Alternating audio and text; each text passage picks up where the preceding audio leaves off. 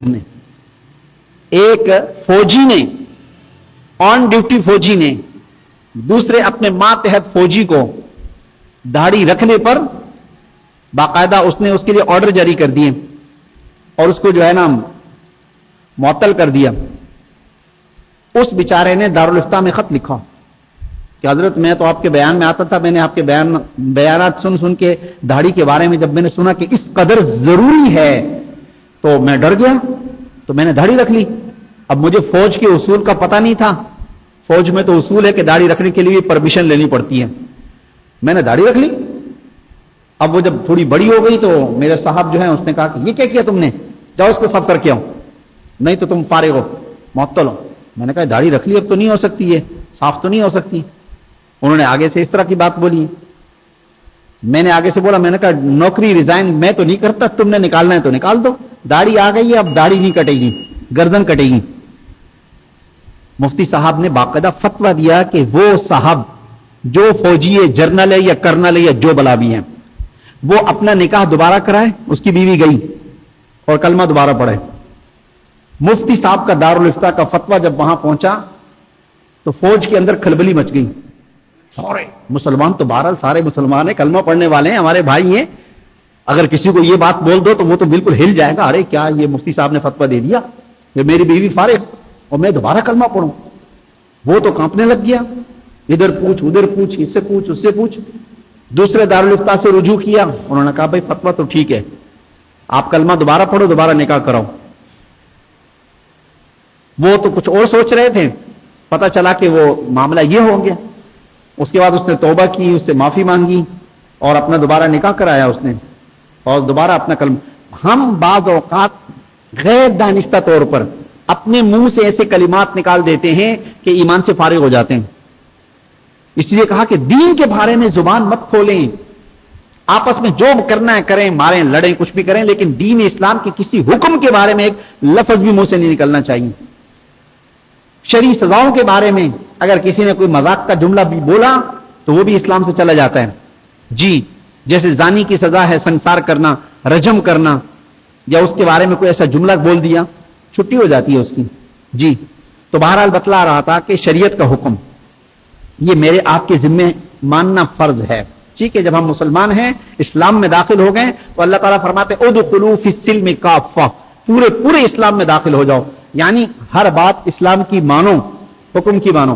تو شیطان بیچ میں آ جاتا ہے اور شیطان دل میں وسوسہ ڈالتا ہے کہ ارے اس سے کیا ہوتا ہے. تو ابراہیم علیہ السلام کو شیطان نے کھڑے ہو کر روکا، ادھر بھی عابد کے سامنے شیطان آ گیا. ٹھیک ہے، وہ بات بھول گیا تھا، اللہ پاک نے آپ کی برکت سے یاد دلا دی. وہ عابد اور شیطان کی لڑائی چل رہی تھی نا. وہ تیسری مرتبہ بھی عابد کے سامنے شیطان آ گیا. اس نے کہا کہ چھوڑ دے، تو کیا درخت کو کاٹے گا، رہنے دے اس کو، تو اپنا کام کر، عبادت کر، لوگ کرتے ہیں کرتے رہیں، تیرا کیا واسطہ.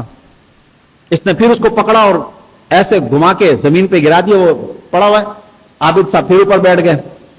اب جب تیسری مرتبہ ایسا ہو گیا نا تو یہ نیچے پڑا ہوا کہنے لگے عابد صاحب تم بڑے نیک آدمی ہو، اچھا تم ذرا اترو تو صحیح میرے اوپر سے. اتر گئے.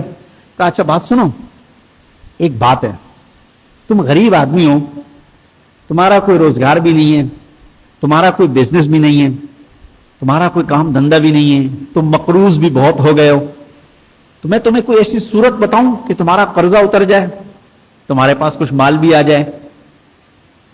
میں نے کہا ہاں ضرور بتاؤ. کہا بس وہ پھر شرط یہی ہے کہ پھر تو درخت نہیں کاٹے گا، شرط یہی ہے کہ پھر تو درخت نہیں کاٹے گا. میں نے کہا ہاں چلو ٹھیک ہے، درخت کو چھوڑ دیتا ہوں، لیکن اب یہ مالی معاملات سے تو میری جان چھوٹے. میں نے کہا ہاں ٹھیک ہے، آپ ایسا کریں، آپ جاؤ، آپ کو روزانہ تکیے کے نیچے 3 درہم یعنی آج کل کے حساب سے آپ یوں سمجھو 300 روپے، ٹھیک ہے، 3000 روپے آپ کو تکیے کے نیچے صبح مل جائیں گے. آپ اپنا قرضہ اتاریں، خوشحال زندگی گزاریں. عابد نے کہا سوچا، اس کے بعد اس نے کہا چلو ٹھیک ہے، چلا گیا واپس. اب جناب صبح اٹھا، تکیے کے نیچے دیکھتا ہے 3000 روپے، بڑا خوش ہو گیا. سب سے پہلے بلایا فلاں دکاندار کو، یہ لے قرضہ، تیرے سے دال چاول لیے تھے نا، برابر ہو گیا. دوسرے دن دیکھا تکیے کے نیچے پھر 3000 روپے. فلاں کو بلاؤ رشتے دار کو، تم سے قرضہ لیا تھا نا، یہ لے قرضہ، چلو اتار دیا میں نے. تیسرے دن پھر دیکھا 3,000 روپے فلاں کے دینے، اس کو دے دیے. چوتھے دن پھر 3,000 روپے بیگم سے کہا ہاں شاپنگ کرانی ہے، نئے نئے سوٹ لینے، لے تیرے ہو گئے. اس کو 7-8 دن تک 3,000 روپے ملے. 7ویں یا 8ویں دن جو ہے نا، اس نے تکیہ دیکھا تو 3,000 روپے نہیں ہے.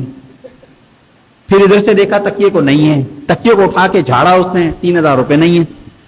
آیا غصہ، اٹھائی کلہاڑی اور کہا کہ یہ مجھ سے چھوٹ کے گیا، یہ آج تو میں درخت کو کاٹ کے چھوڑوں گا. اور جناب باہر نکلا، کلاڑا اپنے کندھے پہ اور جا رہا ہے. جناب راستے میں شیطان آ گیا. کہا ہاں عابد صاحب کیا ہوا؟ کہا درخت کاٹنے جا رہا ہوں، لوگ شرک کر رہے ہیں، اللہ کو چھوڑ کر درخت کی عبادت کر رہے ہیں. اس نے کہا چھوڑ دیں، نہیں کاٹ سکتا. کہا کیسے نہیں کاٹ سکتا؟ آپس میں گتھم گتھا ہو گئے. اب تو شیطان نے اس کو یوں پکڑا اور پٹک دیا زمین پہ. عابد صاحب نیچے پڑے ہوئے، شیطان اوپر بیٹھ گیا. عابد بڑا پریشان حیران، یہ کیا ہوا؟ پہلے دفعہ تو میں تیرے اوپر چڑھ گیا، اب میں گر گیا. خیر اچھا کہا ہٹو تم، ہٹ گیا. عابد صاحب کھڑے ہو گئے، پھر جانے لگے. شیطان نے کہا کہاں جا رہے ہیں؟ کہا درخت کو کاٹنے. کہا چھوڑ دے، تیرے کو بولا درخت کو چھوڑ دے، تو جا اپنا کام کر، عبادت کر. کہا وہ عبادت تو میں کر رہا ہوں لیکن درخت کو بھی نہیں چھوڑوں گا. اس نے کہا درخت کو تو نہیں کاٹ سکتا ہے. پھر آپس میں لڑائی ہو گئی. پھر عابد کو شیطان نے یوں پکڑا اور زمین پہ، عابد صاحب زمین پہ پڑے ہوئے، شیطان پھر بیٹھ گیا. 3 دفعہ ہو گیا. شیطان تیسری دفعہ بھی غالب آ گیا. تو عابد بڑا پریشان ہوا. عابد کہنے لگا کہ بھائی مسئلہ کیا ہے؟ میں نے پہلے تو یہی درخت کاٹنے کا ارادہ کیا تھا اور اسی درخت کو کاٹنے کے لیے نکلا تھا. تم میرے مقابلے میں آئے تو 3 دفعہ میں نے تم کو ہرا دیا. اب میں اسی درخت کو کاٹنے کے لیے جا رہا ہوں. اب تم میرے مقابلے میں آتے ہو تو تم جیت جاتے ہو. مسئلہ کیا ہے؟ اس نے کہا مسئلہ کچھ نہیں ہے، مسئلہ پیسوں کا ہے. پہلے تم مخلص تھے، اب تم درخت پیسوں کے لیے کاٹ رہے ہو کہ تمہارا پیسہ بند ہو گیا. ہاں پہلے تم اللہ کے لیے کاٹ رہے تھے، اس لیے تمہاری قوت اور طاقت جو تھی وہ تمہاری نہیں تھی، اللہ کی قوت اور اللہ کی طاقت تمہارے ساتھ تھی. اس کا مقابلہ میں نہیں کر سکتا ہوں. ہاں اب ہے تیری پیسوں والی طاقت ہے. وہ پیسے بھی میں رکھتا تھا اور چھوڑے بھی میں نے ہیں. اب تیری نیت بھی خراب ہو گئی ہے. اب تو اپنے ذاتی غصے کی وجہ سے کام کر رہا ہے. ذاتی غصے کی وجہ سے کوئی کام نہیں ہوتا، اخلاص سے ہوتا ہے. اللہ تعالیٰ کے کام میں جو برکت آتی ہے، دین کے کام میں برکت آتی ہے، وہ اخلاص کی وجہ سے آتی ہے. اخلاص نہیں ہے تیرے اندر، اخلاص نہیں ہے. اخلاص اگر کسی کام میں آ جائے تو میرے بھائیو جب کام بنتا ہے، آدمی مخلص نہ ہو کسی بھی کام کے اندر، کام نہیں بنتا.